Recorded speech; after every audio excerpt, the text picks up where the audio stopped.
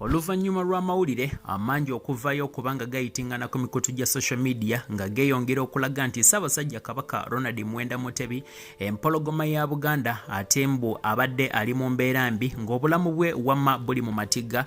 Bino nno bingi bibadde bigenze mu maaso n'okubanga bishookinga abantu naddala Abaganda, naye ate amazima geeyongedde okubanga gavaayo ne geeyoleka oluvannyuma lw'ebifaananyi ebyavuddeyo okubanga bisafeesingira ku mukutu gwa social media ogwa Facebook olunaku olw'eggulo.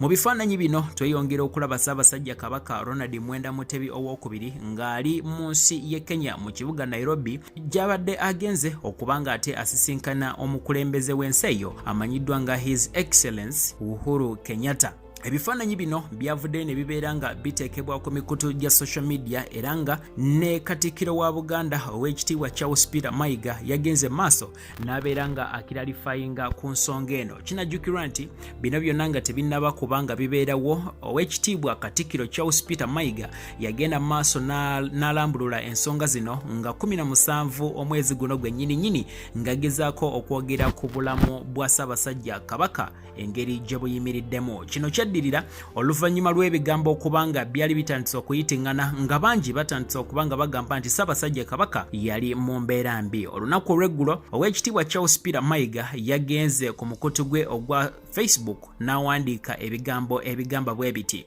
Sabasajja Kabaka enkya ya leero asisinkanye omukulembeze wa Kenya Uhuru Kenyatta ne boogera ku nsonga ez'okukulaakulanya abantu ba Buganda. Ensisinkano ebadde mu State House mu kibuga Nairobi e Kenya. Bw'atyo omukulu ono ate bwe yagenze n'abeera ng'awandiika ng'agezaako okuttaanya ku nsonga eya Sabasajja Kabaka okubanga ali mu nsi y'e Kenya. Kinajjukirwa nti wiiki eyo yonna ewedde emabega ebigambo bibadde bigenda mu maaso n'okubanga biyitingana nga bagamba nti Sabasajja Kabaka ali mu mbeera mbi nti era obulamu bwe tebuyimiridde bulungi oluvannyuma lw'okugamba nti ali mu ddwaliro erimu eryekusifu mu kibuga Nairobi. Omukutu ate ogwa Kenya nga guno nno gwa Facebook ogumanyiddwa nga State House Kenya nagwo olunaku olw'eggulo gwagenze mu maaso ne gubeera ng'ate gwongera okubanga gutangaaza ku nsonga eno era gwayogedde bwe guti: President Uhuru Kenyatta today at State House Nairobi held talks with the Kabaka of the Buganda Kingdom, Ronald Edward Frederick Chimera Muwenda Mutebi II, who paid him a visit.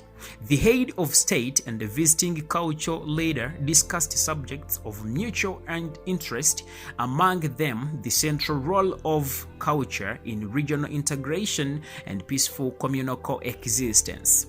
Omukutu guno gwagenze maaso ne gubeera ng'ate gulambulula ensonga lwaki Sabasajja Kabaka Ronald Muwenda Mutebi owookubiri yakyalako mu nsi y'e Kenya, ng'era bagamba ezimu ku nsonga ezamutwalayo kwe kubanga ate bongera okuteesa ku nsonga ez'ebyobuwangwa kwogatta n'okubanga ate ebitundu oba ekitundu kino ekya East Africa kyeyongera okubanga kikwatagana mu ngeri ey'ebyobuwangwa n'ensonga endala eziringa ebyo. Twazeeko okulaba ate ebifaananyi ebirala nga Sabasajja Kabaka empologoma ya Buganda ali ne yaliko Ssaabaminisita wa Kenya amanyiddwa nga Raila Odinga ng'ono nno yamusisinkanye oluvannyuma lw'okubanga yabadde amaze okubanga asisinkana pulezidenti wa Kenya. Ekitegeeza mu bino byonna nti Sabasajja Kabaka empologoma ya Buganda talina buzibu wadde okubanga ate alina ekyamutuukako nga ebibadde bigenda mu maaso n'okubanga byogerwa ku mikutu gya social media. Kino kyeyongera okulaga nti toddamu kubanga weesiga amawulire gonna ag'ekibogwe agagamba nti Sabasajja Kabaka aliko obuzibu oba ekintu kyonna ekiringa ekyo,